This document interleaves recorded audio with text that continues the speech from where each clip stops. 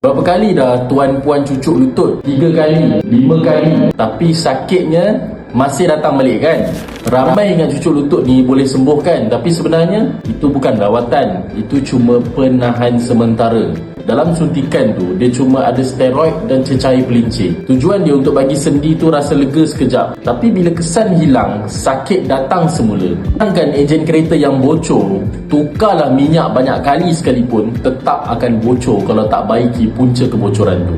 Begitu juga lah dengan lutut kita ni. Kalau asid urik dan radang masih dalam darah, cucuklah 1000 kali pun tetap takkan sembuh. Sebab tu ramai sekarang dah mula rawat daripada dalam. Bukan lagi dengan ubat tahan sakit atau cucuk sana sini, tapi dengan herba yang bantu untuk cuci darah dan tenangkan semula radang sendi. Dalam tapak baru ni, rahsia dia ada pada kulit kayu retak bersama dengan 3 bahan tropikal lain yang bantu untuk turunkan asid urik dalam darah, kurangkan radang dan bengkak lutut, pulihkan semula kekuatan sendi daripada akar masalah.